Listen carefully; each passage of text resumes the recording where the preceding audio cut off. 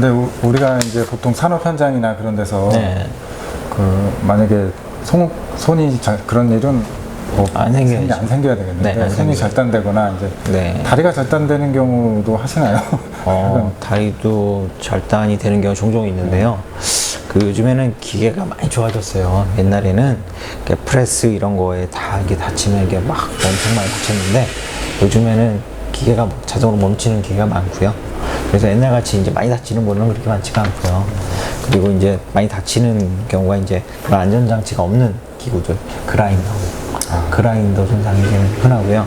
아니면 이제 또 시골에서 이제 예초기 뭐 이렇게 되는 거 있죠. 이렇게 보통은 낫질하시다가 방금 전에 수술하신 분도 낫질하다가 그래요? 아니 여기 도시 한복판에 낫질하다가 아니 그분도 다른 병원을 가셨다가 안 된다 그래서 지금 저 갔다가 저처럼 세 번째 병원 오늘 세 번째 병원을 그래서 이게 보니까 이게 수지 접합하는 데가 많지가 않아서 몰라서 못 찾아오는 경우도 있더라고요. 네, 큰 병원 가셨다가 또 집이 서울 쪽이라서 서울 가셨다는지 연락을 하셨다는지 뭐 안 된다 그래서 하여튼 저희 병원 어떻게 안 생각보다 수지 접합하시는 분이 되게 귀합니다. 그래서 알아두시면 좀 좋을 것 같아서 종합병도 뭐 있긴 하지만 또 원래 이런 소소한 작은 질병들은 사실 이런 전문 병원으로 가라고 보건복지부에서도 많이 얘기하잖아요. 잘 좀 이용을 해주시면 좋을 것 같고. 전문 약간 번외인데 전문 병원은 이제 좀 규모가 좀 크고요. 저희는 이제 의원 병원하고 이거하고 좀 다르니까. 네. 베드 수 차이 때문에. 그렇죠. 시설 수 차이. 그러면 이제 만약에 손가락이 잘렸거나 그랬을 때 우리가 이제 병원을 가면 얘를 들고 가야 되잖아요. 그렇죠. 근데 그거 이제 대처는 우리가 만약에 어떻게 해야 되는지. 제일 저기 하신 분들이 그냥 오시는 분이 제일 많아요. 그렇죠. 그렇겠죠. 뭐. 그러면은 저도 당황스럽죠. 그러니까 있어야지 뭐가 해드릴 수가 있는데 그러면은 어떤 분들은 그냥 그냥 없어요 못 찾아요. 그리고 거기를 어떻게 징그럽게 또 가요 그렇게 그런 분도 있는데 잘 찾아보면 대부분 있거든요. 그리고 갖고 오셔야 되는데 어떤 분들은 막 이렇게 소주에 담가서 이렇게 오시는 분도 있고 아니 제 상식은 제가 주워 듣기로는 우유에 담가 오시는 분도 있고 별로 안 좋아요. 그래요? 안 좋단다. 한번 이런 분도 있어요. 이렇게 입에 물고 온 분도 있어요. 이빨이 부러지면 뭐 입에 물고 온다 뭐 그런 게 있더라고요. 그래서 입에 손가락을 물고 온 분도 있어요. 근데 입에 균이 많아요. 그래서 골마요 수술하면. 그래서 제일 좋은 방법은 요즘은 병원이 많으니까 가까운 병원에 가시는데 휴지에 말아서 오시는 분들도 많거든요.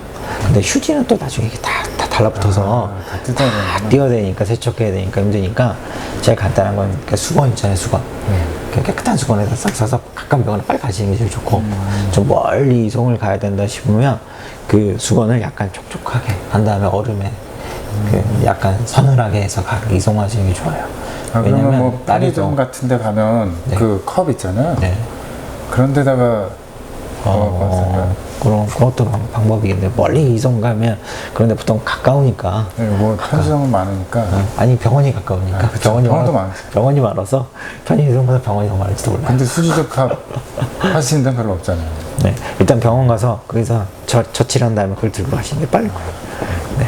제가 직접 경험을 해봐가지고 이게 일단 생각보다 병원이 없어서 일단 손을 다치면 제일 문제가 출혈이에요. 피가 많이 나요. 생각보다 많이 나고 뚝뚝 떠가지고 피가 나면 사람들이 이제 피를 보기 시작하면 피를 봤다 그러잖아. 나 피 봤어. 그러잖아.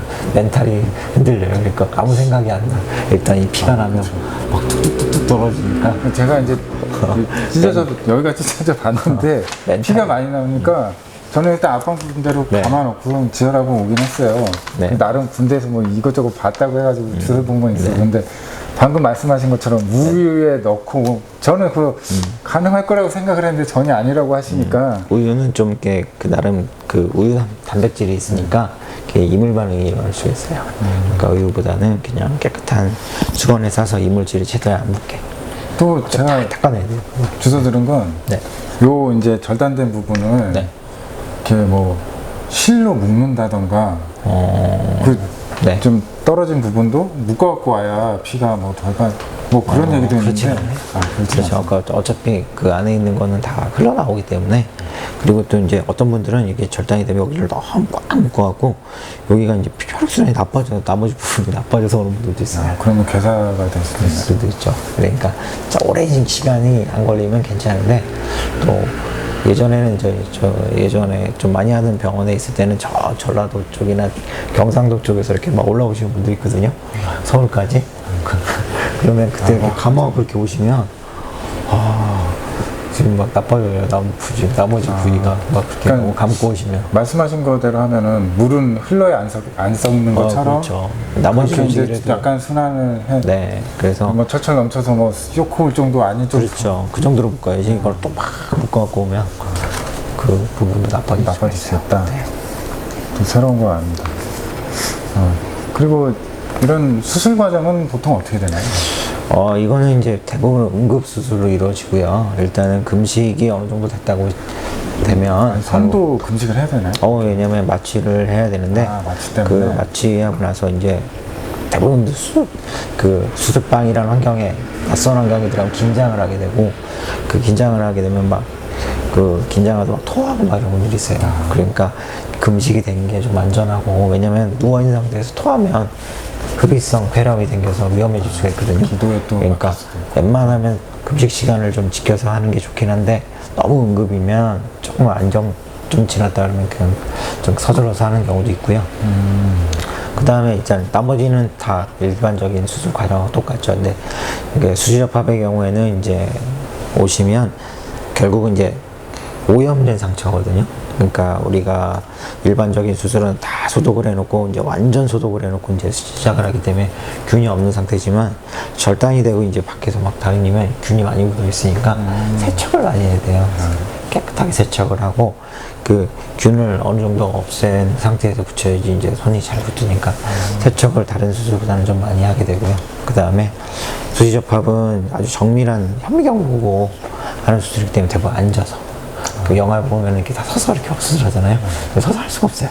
저 할 때도 앉아서 하시더라고요. 앉아야 돼요. 이렇게 앉아서 딱 이렇게 팔이 딱 고정이 된 상태에서 아주 미세하게 수술하기 때문에 이렇게 손 떨면 안 돼요. 그래서 술 많이 안 드시겠네요? 저는 술 안 먹습니다. 그래요? 네. 술 안 먹는 좋은 병원이 있습니다. 알아서 찾아가시기 바랍니다. 이게 보통 내과 의사나 그런 의사들은 잘 모르겠는데 그래도 외과 의사들은 별로 술을 안 먹을 것 같은 저희들 상식이 좀 있는데 또 많이 드시는 분도 많이 있고요. 네. 저는 그냥 원래 그냥 술 별로 안 좋아합니다. 술은 과랑 상관이 없답니다. 살쪄서 술 먹으면 살쪄요. 요즘 제일 위험한 게 확진자고 확진자가 맞아요. 조심해야 된다. 뭐 수석하고 뭐 동의서 등등 뭐 이런 것도 다른 과하고 그렇죠. 다 똑같이 입원 수석을 해서 해야 되고요. 간단하면 뭐 그냥 수술하고 바로 퇴원하지만 이거는 좀 관리를 좀 해야 되기 때문에 통원 치료에는 좀 한계가 있는 경우가 있어서 입원을 해서 하는 경우가 많고요. 요즘 손이라고 그래서 뭐 그냥 간단하게 이렇게 해갖고 집에서 왔다 갔다 할 줄 알았는데 그렇죠. 또 그런 것도 아니네요. 그렇죠. 이게 옛날 중국 영화 보면 날라오는 칼을 팍 잡고 막 이렇게 싸우고 그러잖아요. 그럴 수가 없어요. 조금만 배워도 피가 많이 나서. 그러니까 킬빌 보면 아주 칼을 막 잡잖아요. 확 잡고. 그럴 수가 없습니다. 이게. 그리고 수술 안정기가 이제 필요한데 그런 경우에도 그러면 그렇죠. 이제 접합을 했다고 해서 손가락이 다 사는 건 아니거든요. 완전 절단돼서 이제 붙이면 그 절단된 거를 이제 붙여서 안정이 되는 거는 우리가 2주에 3주를 봅니다.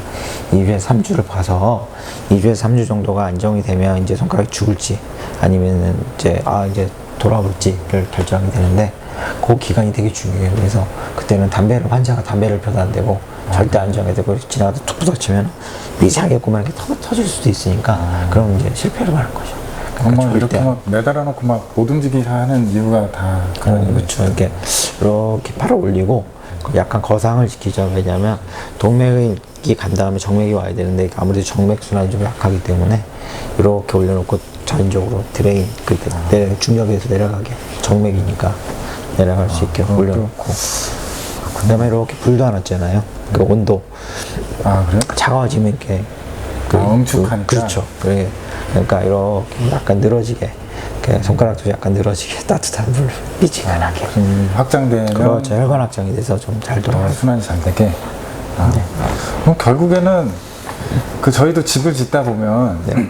그 숙련된 그 목수가 네. 그 집을 잘 짓는다고 얘기를 하셨잖아요. 그렇죠. 이건 많이 해본 분이 잘할 수밖에 없어요.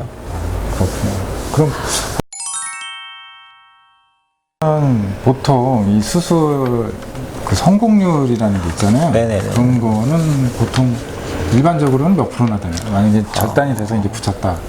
사실은 이게 정해져 있거나 사람 하시는 마다 다른데, 제가 다른 분들 평가하기는 좀 그렇고, 저희 경우는 이게 10분 정도 수술을 하면, 저도 사람인지라 100%는 아니고 10명 하시면 9명 정도 할 수 있게. 10명에서 9명이면 높은 건가요? 아니면 낮은 건가요? 제가 볼 때는 제가 잘하는 것 같습니다.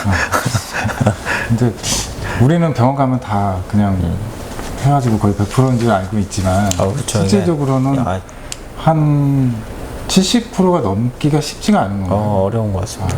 제 주변에도 보면 그런 것 같습니다. 근데 90% 하시나요? 이게 최선을, 진짜 이거는 기회가 딱 한 번밖에 없는 수술이라서 할 때 최선을 다해서 딱 한 번에 모든 거를 쏟아 부어야지 되는 겁니다. 원장님 오신 손님 중에는 90% 정도 하신 그럼 거의 10%는 얼마, 그 남은 10% 분들은 거의 뭐 손상이 복구가 그렇죠. 안 된다고 생각하시는 분 말고는 그래도 거진 이제 10%는 이제 여러 가지 요인이 있거든요. 그러니까 환자분이 연세가 너무 많으시면 혈관 상태가 안 좋아요. 그러니까 탄력이 떨어지기 때문에, 피부 탄력이나 혈관 내부에 있는 동맥 자체는 안에 근육이 있는데 그 근육 탄력이 좀 떨어지고, 또 하나는 이렇게 당뇨나 기저질환이 오래 계신 분들은 혈관이 이렇게 동맥경화 같은 게 많이 있어요. 어디 가든 기저질환이 굉장히 그렇죠. 기저질환이 있으면 그것도 문제고, 또 한 가지는 이렇게 요리를 하다가 딱 잘린 거가 아니고, 이렇게 아까 말씀 프레스 같은 거 꽉 물려서, 그렇죠. 그러면은 절단된 면에서 수술을 하는 건데, 이 끝에서 눌려 있으면 아무리 여기 끝에서만 연결을 해도 밀고 가는 힘이 약하기 때문에 피가 돌아오기가 힘들어요. 그런 것들도 좀 감안을 해야 됩니다. 그러면 뭐 90%면 꽤 박수 쳐줘야 될 만한 최선을 다하고 있습니다.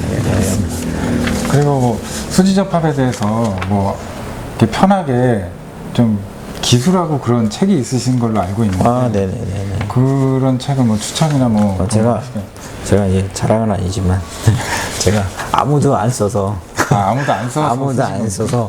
제가 이제 책을 처음에 이제 공부를 하려고 책을 알아봤는데, 나는 다른 사람 책을 소개해달라고 했는데 갑자기 책을 가지고 오셔가지고 아니 이게 제가 이제 공부를 하려고 책을 봤더니 수부외과 책이 이만한 게 2개가 원래 있어요.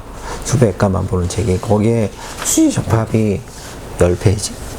그래요? 그거밖에 안 나요? 그거밖에 안 나와요. 그러니까 그걸 봐갖고는 이제 수지접합을 이렇게 알 수가 없는 거예요. 그래서 이거는 공부 처음 할 때도 힘들고, 그래서 이거를 나름 맨날 정리를 하고 있었거든요. 정리를 하고 있어. 어느 동료를 보여줬더니, 야, 이거 책 써도 될 것 같아. 그래서 이걸 책으로 냈어요. 그랬더니 출판사 사장님도 보더니, 야, 이거는 될 것 같아요. 그래서 책을 내주셨어요. 많이 팔리나요? 이게 아주 전문서적 분야 중에서도 아주 이렇게 분야에서 가천짜장 정도 되는 거 중에서도 퀄리티가 있는 거니까 거기까지만 생각하겠습니다. 그러면 저 주시면 예, 그렇습니다. 이게 언박싱 하려고 뜯지도 않은 책을 갖고 왔습니다. 이거를 냄비 받침이 안 되게 한 번은 제가 읽어보겠습니다. 이게 밤에 나올까 무서운 장면도 많고, 뭐 이 정도는 예.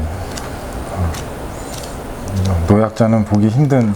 제가 이렇게 유튜브에 올리는데요. 이게 외국 친구들이 이거를 또 보고 한글만 돼 있다 그래서 영어로도 썼거든요, 이 책을. 그래요? 똑같은 책이 영어 버전도 하나 있어요. 그래서 그거를 이제 요즘에 유튜브에 이렇게 올리고 있습니다. 그래서 설명을 이제 자막을 넣어서 하고 있는데, 영어를 제가 이렇게 잘 못해서 자막만 영어로 발음이 붙어서. 그러면 이제 주로 평소에는 네.